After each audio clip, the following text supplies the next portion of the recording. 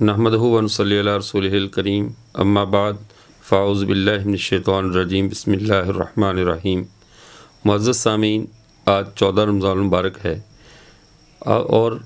ہم نے جس طرح کل 13 رمضان المبارک کو انبیاء کرام علیہم الصلوۃ والسلام کے معجزات کے بارے میں ہم نے یہ جانا کہ معجزات کی کیا حیثیت ہے، آج ہم جس عقیدے کے بارے میں بات کریں گے وہ اولیاء کی کرامات ہیں۔ اولیاء اللہ کی کرامات بھی ویسے ہی برحق ہیں جیسے انبیاء کے معجزات برحق ہیں۔ اولیاء کی کرامات بھی معجزات کی ہم شکل ہوتی ہیں۔ یہ بھی نسل انسانی کو عاجز کر دینے والی، انسانی عقل و شعور کو بالکل مبہوت کر دینے والی چیزیں ہوتی ہیں۔ جس طرح معجزے کے ساتھ اللہ تعالیٰ اپنے نبی کی نبوت کی دلیل دیتے ہیں، اسی طرح کرامت کے ذریعے اللہ تعالیٰ اپنے کسی دوست کی توقیر اور عزت کو بڑھا دیتے ہیں۔ لیکن یاد رہے کہ اگر کرامت کا ظہور نہ بھی ہو، ساری زندگی کسی انسان سے ایک بھی کرامت ظاہر نہ ہو تو اس کی ولایت پہ فرق نہیں پڑتا۔ ممکن ہے کہ اس کے لیے ولایت کے اللہ کا بہت زیادہ ولی اور دوست ہو، لیکن اسے پوری زندگی میں کوئی ایک کرامت بھی ظاہر نہ ہو۔ اس لیے کرامات کے باب میں چند شرائط کو ذہن میں رکھنا چاہیے۔ نمبر 1 کہ معجزہ اور کرامت یہ نبی اور ولی کے اختیار میں نہیں ہوتا۔ یہ جب اللہ تعالیٰ چاہیں، جس وقت چاہیں، وہ نبی کے لیے معجزے کا اظہار فرما دیں اور ولی کے لیے اپنی کرامت کا اظہار فرما دیں۔ دوسری شرط یہ ہے کہ معجزہ اور کرامت میں نبی اور ولی کی طرف سے چیلنج نہیں پایا جاتا، تحدی نہیں ہوتی، یعنی وہ چیلنج بازی نہیں کرتے کہ ہم یہ کر کے دکھا دیں گے، کیونکہ ان کا اللہ کے سامنے اظہار عجز ہی ان کی ولایت اور ان کی شان ہوتی ہے۔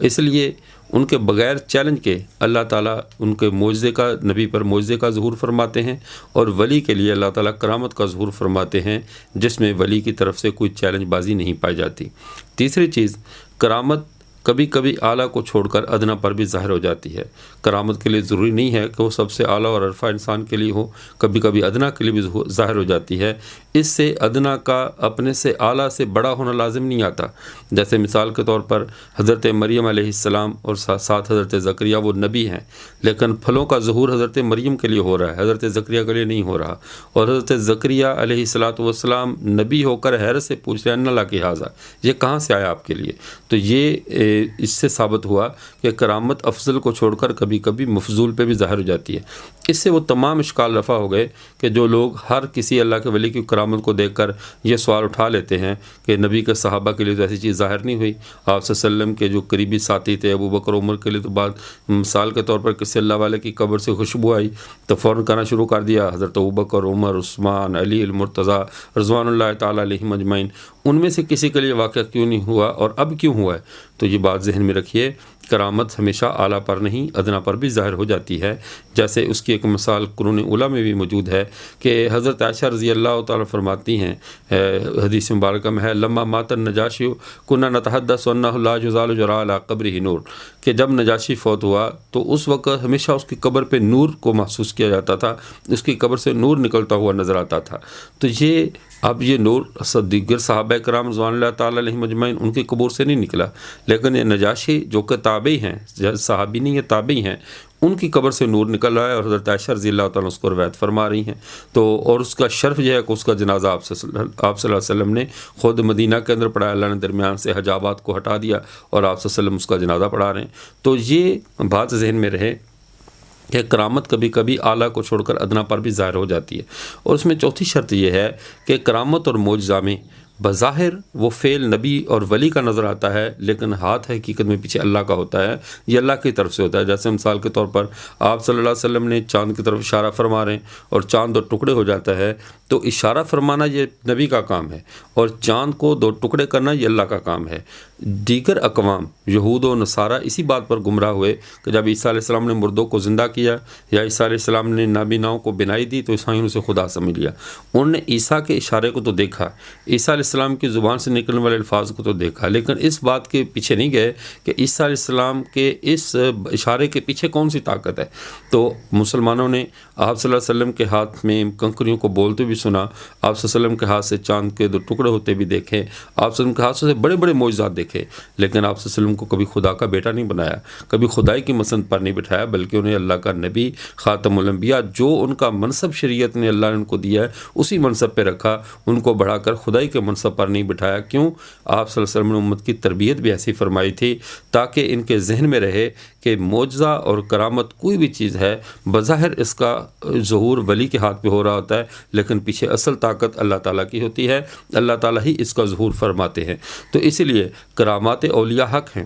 وہ کرامات جو ہمیں قرآن سے ثابت ہیں ان پر ایمان لانا بھی فرض ہے، ان کا انکار کرنا کفر ہے۔ جیسے حضرت مریم علیہ السلام کے لیے پھلوں کا ظاہر ہونا، اور اسی طرح دیگر جو کرامات حضرت اصحاب کہف کا 300 سال یا 300 سال کے لگ بھگ جو ہے وہ کہف میں بغیر کھائے پیے سویا رہنا، جو ان کی کرامت ہے۔ اسی طرز پہ اور جو دیگر امتوں کے اولیاء ہیں ان کا تذکرہ، اور یہ سارے کے سارے جن کا ذکر کتاب و سنت میں موجود ہے ان پر ایمان لانا فرض ہے، اور جن کا ذکر نہیں لیکن وہ دیگر دلائل سے ثابت ہیں ان پر بھی حسن ظن رکھتے ہوئے اعتماد کرنا چاہیے، ان کا انکار کرنا بھی گمراہی اور ضلالت ہے۔ اور جس امت کے ولی پر جو کرامات ظاہر ہوتی ہیں وہ در حقیقت اسی نبی کی، جس نبی کی وہ امت ہے اس نبی کی شان میں اضافہ ہوتا ہے، اسی کی بڑھوت شان کی بلندی ہوتی ہے کہ اس کی امت میں ایسی ایسی کرامات کا ظہور ہو رہا ہے۔ جیسے آپ صلی اللہ علیہ وسلم کے بعد صحابہ کرام میں بھی دیکھا گیا کہ آپ صلی اللہ علیہ وسلم کے ساتھ سے 2 صحابہ اٹھ کر گئے تو ان کے سامنے اندھیرا تھا، تو احادیث میں آتا ہے کہ اچانک ان کے سامنے روشنی ظاہر ہوئی، اور دونوں کی لاٹھیاں روشن ہو گئی، ویسے روشنی ظاہر ہوئی اور اس اندھیرے کے اندر ان کو گھروں تک پہنچا دیا، تو یہ ان کی کرامت تھی۔ اسی طرز پہ اور بھی حضرت عمر رضی اللہ عنہ کا یا ساری الجبل فرمانا، یہ ان کا کشف بھی تھا، ان کی آواز کا وہاں پہ پہنچنا یہ کرامت تھی۔ تو یہ کرامات برحق ہیں، ان پر بھی ایسے ہی ایمان لایا جائے گا جیسا کہ ہم معجزات انبیاء پر ایمان لاتے ہیں، لیکن جزوی کرامت، فلاں فلاں فلاں کی کرامت، ہر شخص کی کرامت پر ایمان، ہاں یہ بھی ذہن میں رہے کہ کرامات کے جو صاحب کرامت ہے اس کا متبع سنت ہونا ضروری ہے، شریعت کا پابند ہو۔ اگر وہ شریعت کا پابند نہیں ہے، نبی اکرم صلی اللہ علیہ وسلم کی سنت پہ نہیں ہے، پھر اگر وہ خرق عادت کام کرتا ہے تو اسے شعبدہ بازی کہا جائے گا، جسے کرامت نہیں کہا جائے گا۔ کرامت وہی ہے جو متبع سنت کے ہاتھ پہ بغیر چیلنج کے، بغیر اس کے دعویٰ کرنے کے، محض اللہ کی طرف سے اس کی تکریم کے لیے ظاہر ہو، اسے کرامت کہا جاتا ہے۔ اللہ ہمیں اولیاء اللہ کا مقام اور مرتبہ پہچاننے کی توفیق عطا فرمائے۔ وآخر دعوانا الحمدللہ رب العالمین۔